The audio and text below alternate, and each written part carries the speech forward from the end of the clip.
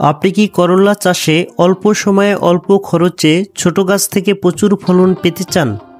জানতে চান করলা গাছে বৃদ্ধির জন্য কোন সার ব্যবহার করবেন?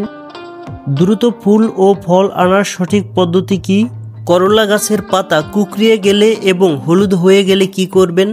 সুস্থ ও সবল করলা গাছে প্রচুর ফলন পেতে হলে ভিডিওটি অবশ্যই শেষ পর্যন্ত দেখতে হবে, কেননা আজকের ভিডিওতে ঘরোয়া উপাদান দিয়ে এমন একটি তরল সার তৈরি করে দেখাবো যেটি করলা গাছে প্রয়োগ করলে করলা গাছের গিটে গিটে প্রচুর পরিমাণে করলা ধরবে এবং করলা গাছগুলো একেবারে সবুজ ও সতেজ হয়ে উঠবে। এই তরল সারটি যদি আমরা নিয়মিত গাছে প্রয়োগ করি তাহলে করলার সাইজও বড় হবে। এছাড়াও যাদের করলা গাছের করলাগুলো ছোট অবস্থাতেই পচে যাচ্ছে বা বিভিন্ন ধরনের পোকামাকড়ে আক্রমণ হচ্ছে, সেক্ষেত্রে কি কি করণীয় সেটিও আমরা দেখিয়ে দেব। আসসালামু আলাইকুম বন্ধুরা, আপনারা দেখছেন আধুনিক কৃষি তথ্যভিত্তিক ইউটিউব চ্যানেল অ্যাগ্রো36। কৃষি ও গার্ডেনিং সম্পর্কে বিভিন্ন বিষয়ে নিয়মিত আপডেট পেতে চাইলে চ্যানেলটিকে সাবস্ক্রাইব করে রাখার অনুরোধ রইল। এর পাশাপাশি ভিডিওতে একটি লাইক করে দিবেন। বন্ধুরা, এই ঘরোয়া সারটি তৈরি করার জন্য প্রথমে সংগ্রহ করতে হবে কয়েকটি কলার খোসা। প্রাকৃতিক সার হিসাবে কাজ করে ফেলে দেওয়া কলার খোসা। কলার খোসায় থাকা পটাশিয়াম ও ফসফরাস গাছের বৃদ্ধিতে বেশ উপকারী। এছাড়া পোকামাকড়ের আক্রমণ থেকে গাছকে রক্ষা করে কলার খোসা। গাছ থেকে অ্যাফিড জাতীয় পোকামাকড় দূর করতে কলার খোসা মাটিতে পুঁতে দিন।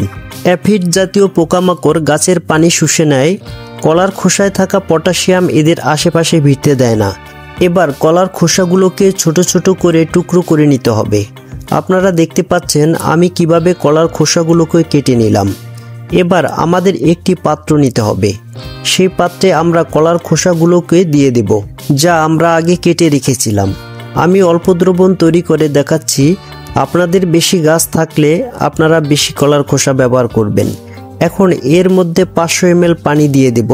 তারপর একটু নাড়াচাড়া করতে হবে। এটাকে আমরা 2 দিনের জন্য রেখে দেব। এবার আমাদের আরেকটি ঘরোয়া উপাদান নিতে হবে, সেটি হচ্ছে পেঁয়াজ। এই পেঁয়াজের মধ্যে আমরা বিভিন্ন রকম উপাদান পেয়ে থাকি, যা আমাদের গাছ দ্রুত ফুল ফল আনতে এবং গাছের মাটিকে রোগমুক্ত রাখতে সাহায্য করে। প্রচুর পরিমাণে ফুল ফল পেতে এবং গাছের ফুল ফল ঝরে পড়া বন্ধ করতে পটাশিয়াম গুরুত্বপূর্ণ। পেঁয়াজের খোসায় পটাশিয়াম, ক্যালসিয়াম এবং আয়রন থাকে, যা গাছকে শক্তিশালী হতে সাহায্য করে। তাই পেঁয়াজের খোসা বা পেঁয়াজ একটি কার্যকরী উপাদান। গাছে প্রয়োগ করার ক্ষেত্রে প্রথমে পেঁয়াজগুলোকে ছোট ছোট করে কেটে নিতে হবে। আপনারা দেখতে পাচ্ছেন আমি পেঁয়াজগুলোকে ছোট ছোট করে কেটে নিচ্ছি। এতে করে দ্রুত ও ভালো কাজ হবে। কাটা শেষ। এবার অন্য একটি পাত্র নিতে হবে এবং কাটা পেঁয়াজগুলো পাত্রে দিয়ে দেব। এরপর এর মধ্যে 300 থেকে 400 ml পরিমাণ পানি দিয়ে দেব এবং কিছুক্ষণ নাড়াচাড়া করতে হবে। তারপর এটাকে 2 দিনের জন্য রেখে দেব। এবার আমরা যে উপাদানটি ব্যবহার করব সেটি হলো চা পাতা। কীটপতঙ্গ গাছের জাতশত্রু। চা পাতা মেশানো পানি গাছে ছিটিয়ে দিলে কীটপতঙ্গের হাত থেকে রেহাই মেলে। চায়ের ঘ্রাণ ইঁদুর, বিড়াল ও অন্যান্য পোকামাকড়ের ভীষণ অপছন্দ। তাই গাছের পাতায় ও গোড়ায় চা পাতা ছিটিয়ে দিলে এসব থেকেও থাকা যায় নিরাপদ। এছাড়া চায়ের পাতার কারণে গাছের ছত্রাক ও জন্মে না। অন্যান্য পুষ্টি উপাদানের পাশাপাশি চা পাতা যোগান দেয় নাইট্রোজেনের। এই নাইট্রোজেন গাছের বৃদ্ধির জন্য অতি প্রয়োজনীয়। নাইট্রোজেনের অভাব হলে গাছের পাতায় ক্লোরোফিল সৃষ্টিতে বিঘ্ন ঘটে, ফলে পাতা হলুদ হয়ে যায় এবং খাবার তৈরিও করতে পারে না। সেক্ষেত্রে গাছ ধীরে ধীরে মরেও যেতে পারে। আপনি ইচ্ছা করলে নতুন চা পাতা অথবা ব্যবহার করা চা পাতা ব্যবহার করতে পারেন। তবে ব্যবহার করা চা পাতার মধ্যে দুধ ও চিনি থাকতে পারে। সেক্ষেত্রে অবশ্যই ভালোভাবে ধুয়ে শুকিয়ে নিতে হবে। আমি নিয়েছি নতুন চা পাতা। এবার নতুন একটি পাত্র নিতে হবে। তারপর এই পাত্রের মধ্যে 2 চামচ চা পাতা দিয়ে দেব। ব্যবহার করা চা পাতা হলে 6 চামচ দিতে হবে। এবার একটু নাড়াচাড়া করে 2 দিনের জন্য রেখে দিতে হবে। 2 দিন পর ফিরে এলাম। এবার অন্য একটি পাত্র নেব। এই পাত্রের মধ্যে আমরা একটি ছাঁকনির সাহায্যে কলার খোসা ভিজানো পানিকে ছেঁকে নেব, যা আমরা আগে ভিজিয়ে রেখেছিলাম। এরপর পেঁয়াজের খোসা ও চা পাতা ভেজানো পানি ছেঁকে নেব।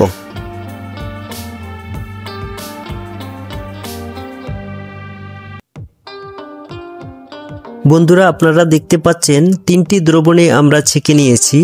এবার কিছু সময়ের জন্য নাড়াচাড়া করব যাতে প্রত্যেকটি দ্রবণ ভালোভাবে মিশে যায়। এর সাথে আমরা মিশাবো চাল ধোয়া পানি। চাল ধোয়া পানিতে থাকে গাছের উপকারী বিভিন্ন উপাদান, যেমন ফসফরাস, পটাশিয়াম।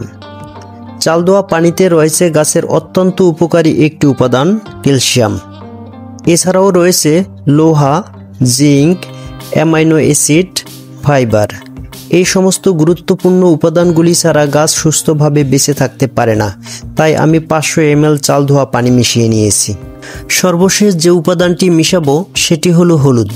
যেহেতু আমরা পাকা কলার খোসা ব্যবহার করেছি, সেজন্য ছত্রাক ও ফাঙ্গাসের আক্রমণ হতে পারে, তাই হলুদ ব্যবহার করেছি। হলুদ হচ্ছে প্রাকৃতিক কীটনাশক। হলুদে উপস্থিত কারকিউমিন অ্যান্টিব্যাকটেরিয়াল, অ্যান্টিফাঙ্গাল এবং কীটনাশক গুণাবলী সম্পন্ন।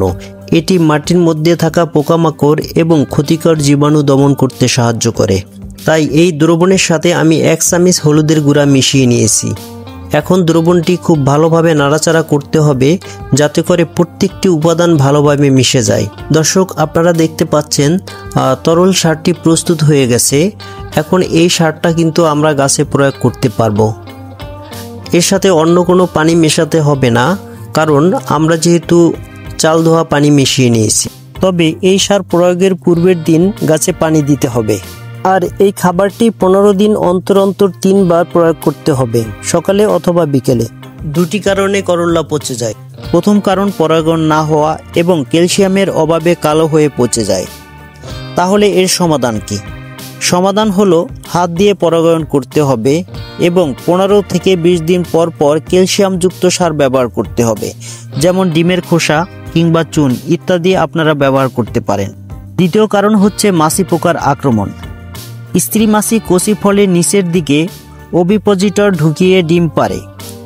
ডিম পাড়ার স্থান থেকে পানির মতো তরল পদার্থ বেরিয়ে আসে, যা শুকিয়ে বাদামি রং ধারণ করে।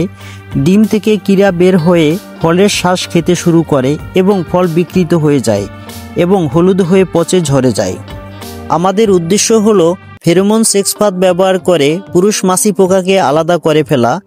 এতে করে স্ত্রী মাছি পোকার সাথে তারা মিলন করতে পারবে না, ফলে স্ত্রী মাছি পোকা ফলের গায়ে ডিম পাড়তে পারবে না, যার ফলে আমাদের ফল আর নষ্ট হতে পারবে না।